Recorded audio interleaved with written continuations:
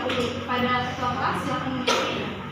Oke, sebelum kita mulai pelajaran, sebaiknya kita mengambil sikap untuk berdoa. Berdoa mulai.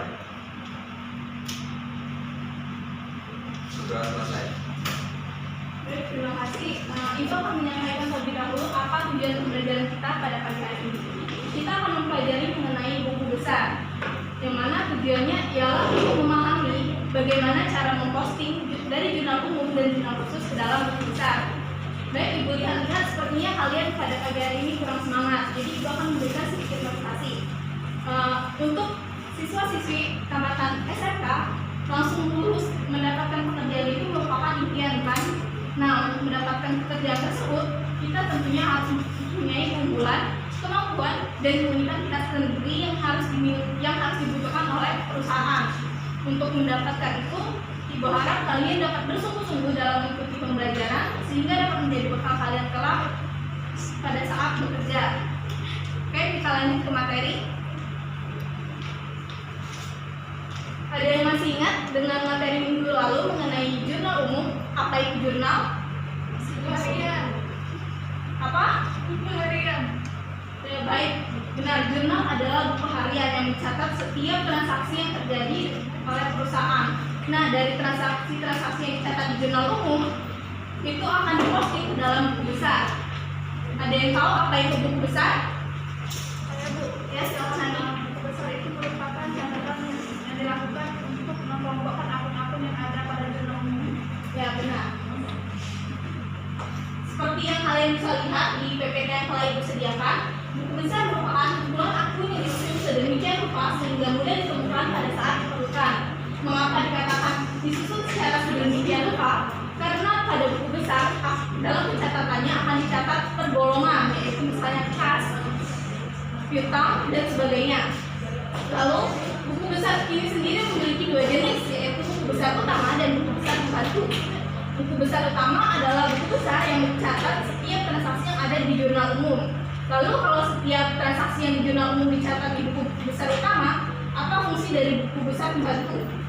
Benar, buku besar pembantu ini berfungsi untuk membantu perusahaan dalam melihat siapa debitur, kreditur, dan persediaan barang dagang yang dimiliki oleh perusahaan.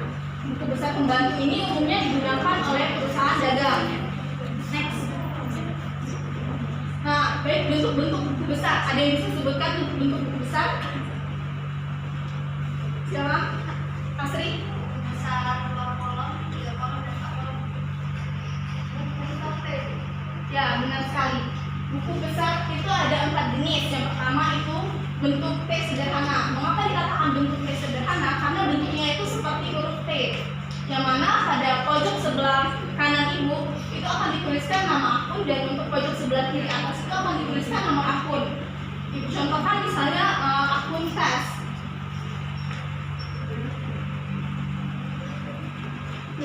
Di pojok kanan sebelah kanan ini akan dituliskan nama akun, dan di sebelah kiri ini nomor akun.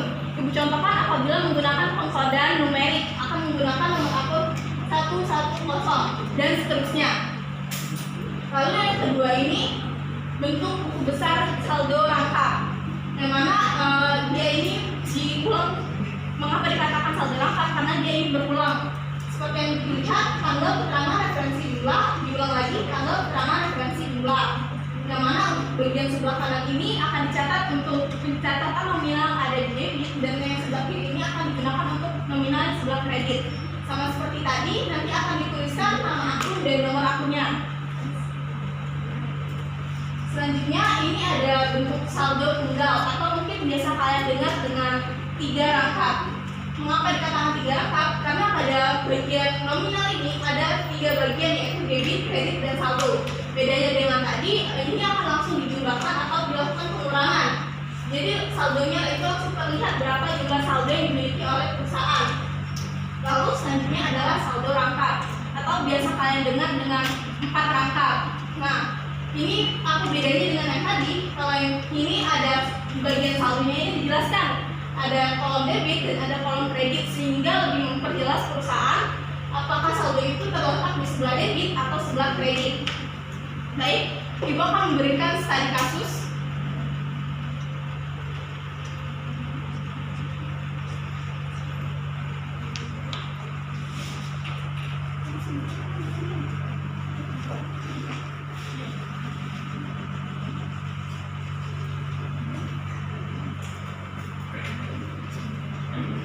Ibu telah menyiapkan studi kasus yang dimiliki oleh perusahaan Kadir Consulting, yang mana periodenya itu 30 April 2017, dan ini merupakan jurnal umumnya.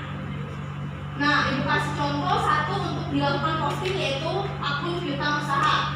Pada tanggal 1 terdapat akun piutang usaha di sebelah sebelah debit, maksudnya 3 juta. Lalu terus di tanggal 12 terdapat piutang usaha lagi 4 juta, 4.200.000. Terus lagi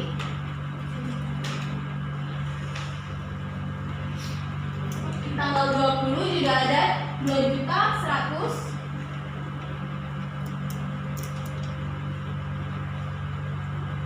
Dan terakhir di tanggal 30 senilai 1.500.000.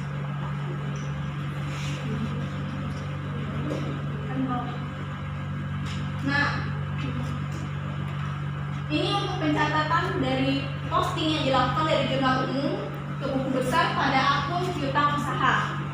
Baiklah, karena waktu kita terbatas dan masih banyak transaksi-transaksi yang belum dilakukan posting pada buku besar, Ibu jadikan tugas rumah untuk kalian kerjakan nanti.